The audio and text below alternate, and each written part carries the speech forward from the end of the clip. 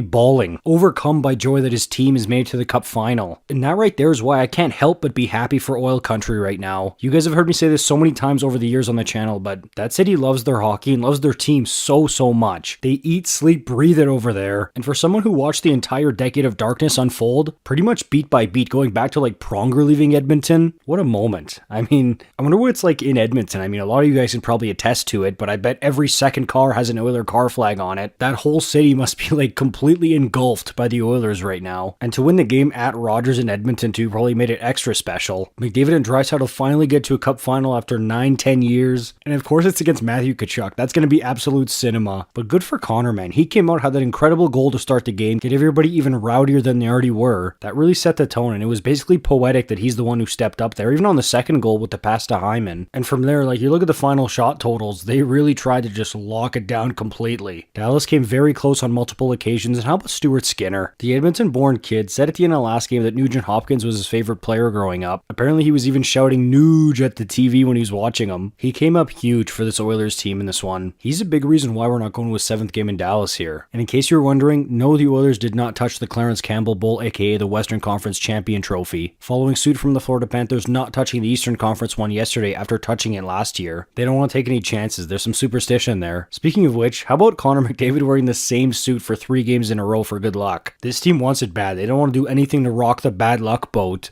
And hey, you certainly can't argue with the results lately. In all seriousness though, man, this has been fun to watch. And hey, Oiler fans, it's kind of wild that the last time you were in a cup final, you had Sean Horkoff, Ryan Smith, Jason Smith, Chris Pronger, and now you've got Connor McDavid, Leon Draisaitl, and Ryan Nugent-Hopkins leading the team. Totally different style of players. It's a cool contrast, although I will say Matthias Ekholm is a very '06 Oilers-esque type player. Also, Corey Perry is back in the Stanley Cup final for the 4th time in the last 5 seasons. Random stat, I know, but you look at that, it's like, wow, really? That many, eh? And yes, I'm aware how the last 3 went for him, and yes, it is funny. He's probably pretty glad he's got that one in Anaheim in '07. We're gonna get a good old-fashioned rat off, eh? I mean, Perry, Kane, Tkachuk, Bennett, another reason why I cannot wait for this series. We got a full 6 days until then though, so Oil Country, go nuts tonight. Just don't bite any fingers off, please. For real though, enjoy it. Play La Bamba all night. I wish Ben Stelter could have been here to see this. That would have been the ultimate awesome moment. But as was evidenced by many signs like this in Rogers Place tonight, he's still in everyone's hearts over there, and you absolutely love to see that. Of course, I'll be covering plenty of the Stanley Cup final leading up to it and during it, of course. Since we've got a pretty sizable